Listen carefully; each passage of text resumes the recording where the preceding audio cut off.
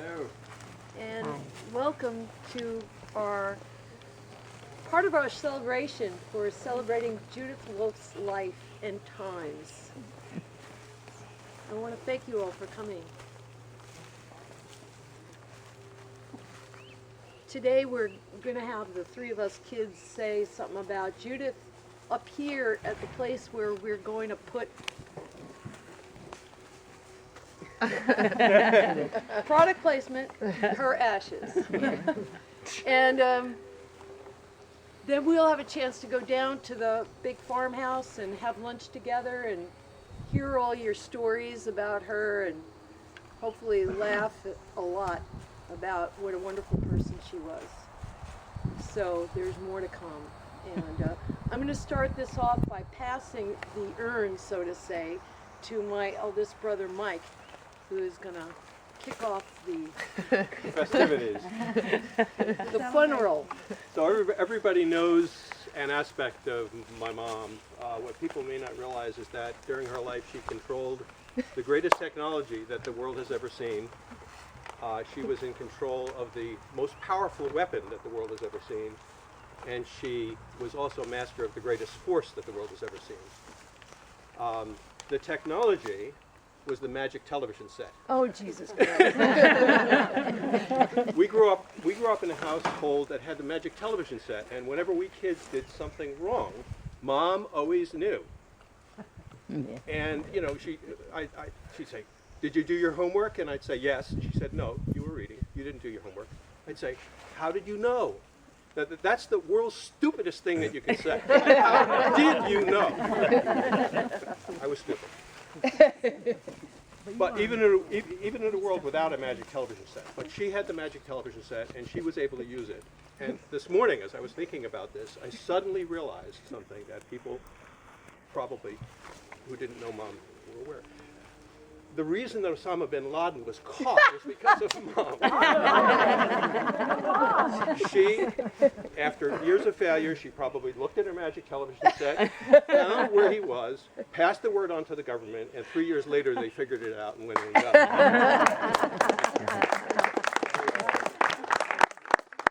The weapon. The most powerful weapon. Guilt. Oh, yeah. In Mom's hands, guilt was not just a weapon. It was an arsenal. Yeah. When we did something wrong, Mom would reach into her arsenal, she'd pick out the perfect weapon, and she would apply it. And if we've been successful in our lives, it's because of Mom's proper application of that weapon. We were afraid to fail.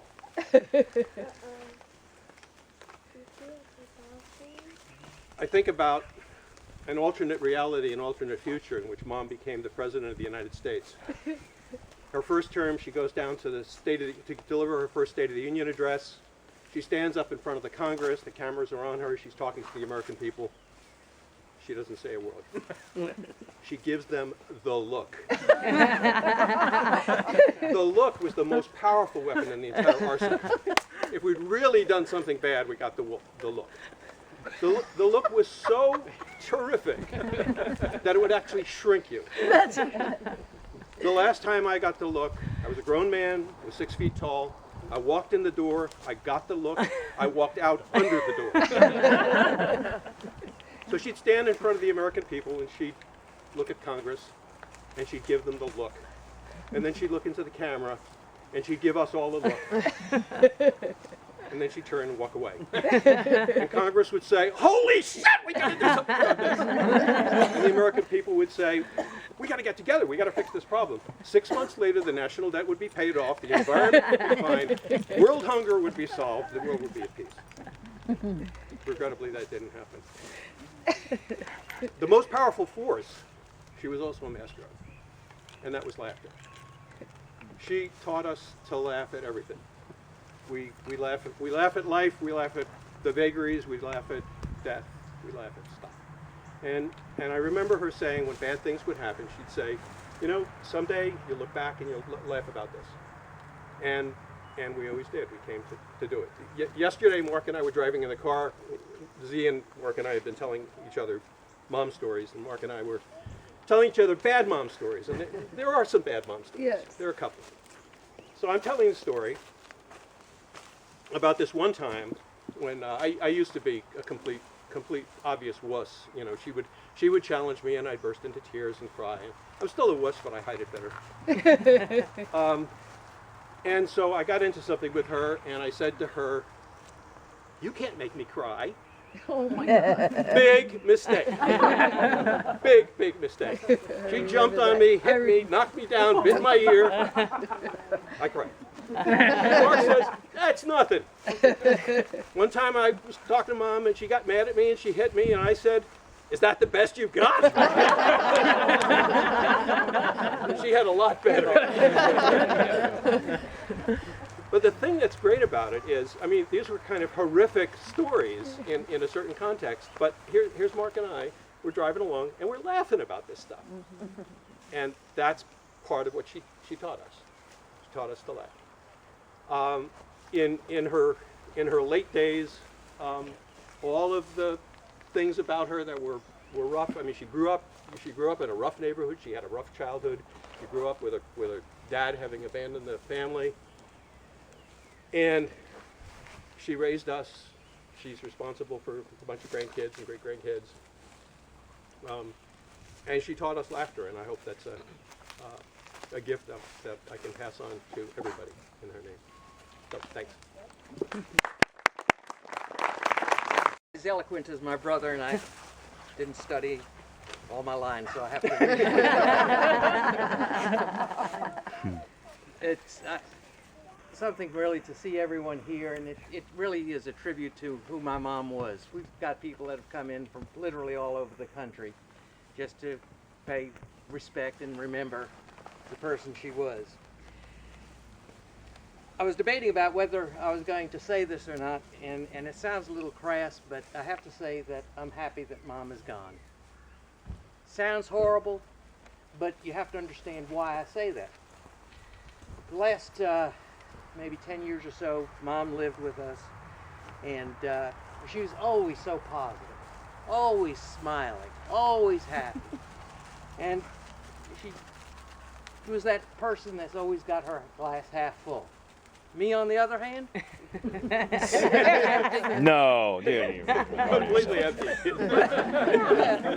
anyhow, she said, how come you're just so negative on everything, that there's no positivity?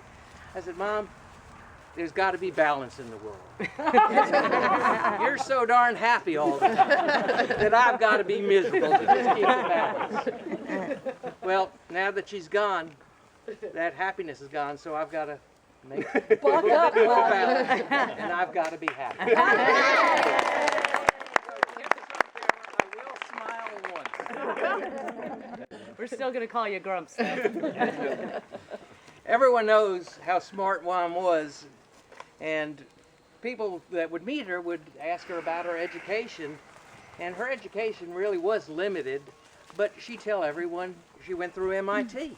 I said, Mama, how can you tell lies like that? She says, it's not a lie, I don't lie. I said, Mom, you tell people you went through MIT. She said, I visited your brother. He took me on campus, and I went through MIT. Okay, that's good. One of my real favorite stories about Mom is that she taught us not to be a sheeple or a sheep and just follow and do things because everyone else was doing. And I said, Mom, you know, that real people don't do that. And she'd take us to the theater and she'd start clapping, and everyone would clap. I said, I guess that's so. But the real lesson was when I was in 5th grade. And I had a teacher that I don't know whether she didn't like me or I didn't like her, or maybe it was just a mutual situation. But she was getting married, and the Parent-Teacher Association decided it'd be great to give her a present. So they sent home notes with the kids, you know, let's give Mrs. So-and-so or Miss So-and-so a present. And I told Mom, I said, I don't want to give her a present. She's horrible. She doesn't deserve it. And Mom respected my wishes and said, okay, no present. Well, she started getting phone calls. How can you not give her a present? Everyone is giving her a present. And Mom said, we don't want to. Mark doesn't like her, doesn't want to give a present. And she got more and more phone calls, and finally the president of the PTA called up and said, look, you've got to contribute, because if you don't, we're going to have to send a card with 27 signatures on it, because everyone's going to sign it except Mark. Mom said, oh, is that what the problem is? I'll solve that problem. And the woman said, great, you're going to contribute? She says, no. Why don't you just put on the card from everyone but Mark?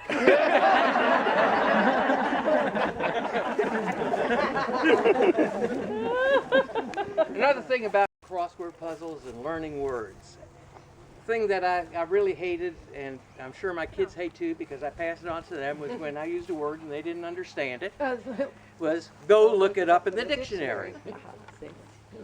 And one day Mom and I was talking, and she told me about the Catholic upbringing she was giving us.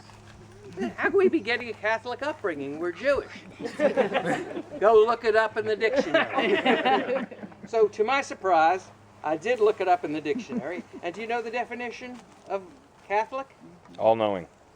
Broad, wide-ranging tastes, interests, and things like that. Having sympathies with all, broad-minded and liberal.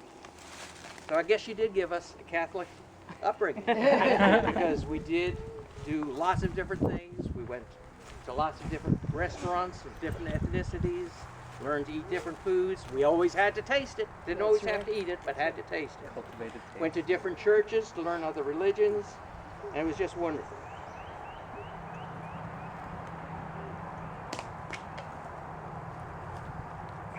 Other thing that Mom taught us was how to entertain. You all are here today because Mom taught us as a family to have people around us, and we always did. And always had neighborhood parties, and people made our lives. The laughter and joy that they brought us was shared with everyone. The only other thing I want to say is that you probably all know, and if you don't, I'm going to tell you, I was Mom's favorite child.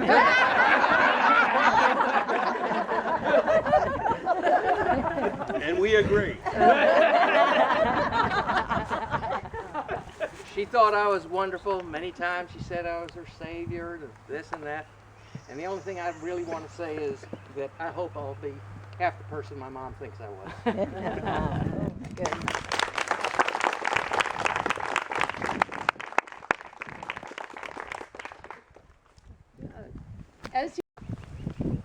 So here's a story about Mom. You know, she and I had an up and down relationship. There were times we were extremely close, probably psychologically too close, and then there were times where it was very hard to find one's own space with her.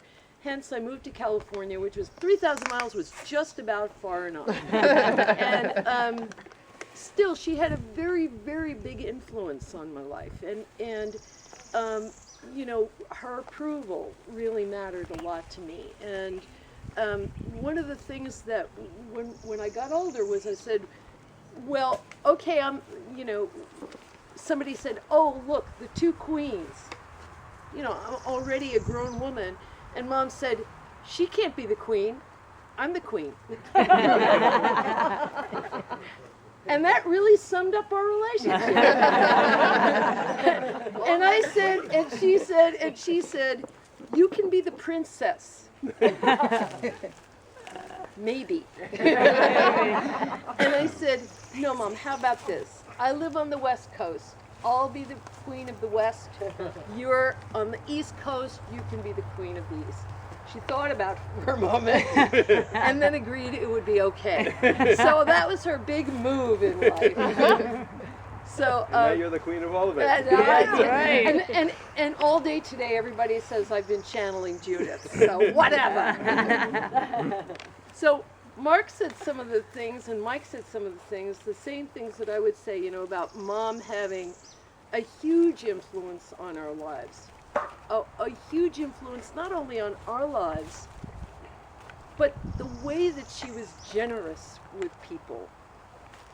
I mean, maybe some of you experienced it directly, and maybe some of you heard stories about it. But here's a good one. She was cleaning out the house in Baldwin where we grew up. Mark had gone up there for a weekend and helped her, but there was still a lot to do. And so she was hauling stuff out to the curb, garbage and whatnot, and there was one day a woman looking through the garbage, taking stuff. And Mom said, "Oh, do you need stuff?" She said, "You can take whatever you need, that's okay. But I could use some help cleaning out the house. So if you could use a job," yes, yep, that's it. "If you can use a job, I'll pay you." To which I said, "Mom, where's your jewelry?" And Mom said, you don't have to worry about that." And that's the way she was. She would take you in. If she felt that you had a genuine need, she would take you in. And that continued throughout our entire life. And I know she touched many people's lives, not just the family, but also others. So that's something really fantastic that she left us, aside from humor, guilt, and the look. And yes, entertaining.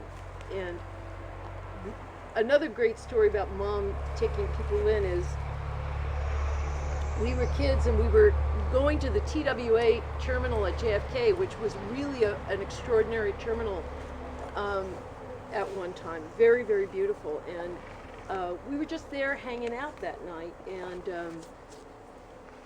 Mom was listening to this woman talking about her son who had missed, whose plane had been canceled. And the people lived in Pennsylvania, and they couldn't drive back to Pennsylvania and then drive back in the morning. And my mom says, "Oh, we'll take him home." The woman looks at him like, "What?" And then us kids came up and explained that she was not a nutcase, she was actually just a really wonderful person. And indeed, we did take home that young man and brought him back to the airport the next morning for his flight. And those are the kinds of things that were unexpected and wonderful. Also, you might know that I'm a drummer, professional drummer, and the earliest memory that I can have of my mother and drumming is when she turned the salad bowl upside down and started hitting it with a wooden spoon, chanting, "Hiya!" So that was a really great thing about her. I'm sure there are many, many, many more stories that I can tell you, but I feel like it's just to have known somebody like this. And for me, of course, it was to wrestle with somebody like this. I mean it seriously, to find my way with somebody like this. And then at the end, for her to come to my drum classes and sit in the back of the drum classes and applaud and say, "Very nice, very good, keep going." Thank you very much. Let us continue, please. We're going to go put Yeah. Sorry about that, Queenie. Sorry, Queenie. we're going to go ahead and just bury Mom's ashes, or some of her ashes. We also have dinner and going to do more remembrances. People have stories they want to tell and things like that down at the creek. So we'll go ahead and do. And this is not all the ashes. The balance will be available on eBay. She'd like that. She would like that, of course. Yeah. This is a family tradition. My dad is here Arnlets. to witness. What? The Arnlets. The Arnlets. Yep. You all see this? It's for the Queen. And not only are Mom's ashes in there, Her cigarettes. And her Kahlua. yeah. Happy trails.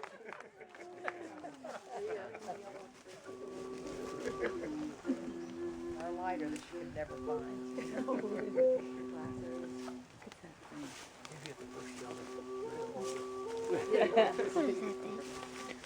That's a special kind of flute. It's huge. It's kind of neat sound, isn't it? Yeah, oh yeah. Oh my God. The therapy. Here's some therapy. That fucking magic television. That's love right there. She took the secret to her grave. You do know that's your Aunt Z, who probably doesn't care. Except I got busted in Brooklyn, so it wasn't, can't blame it all on Ruth and Nan. They're very active.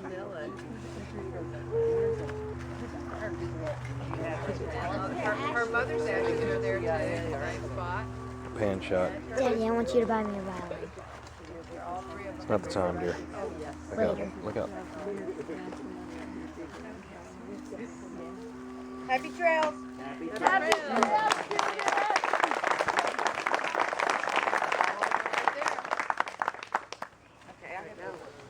And now, Any requests? She liked La Bamba.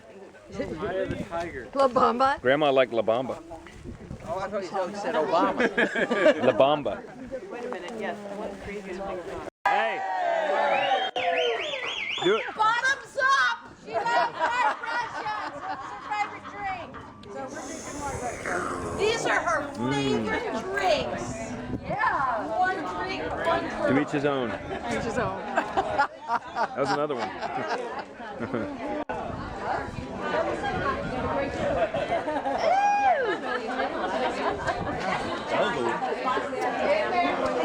They'll get you. What do you think? I'm like, woo!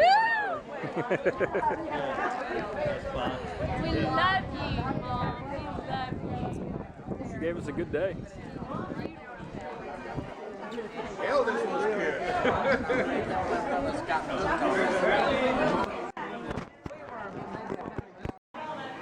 Last time we went up to, well, both the last two times we went up to that place Sandy found at Keys Fisheries.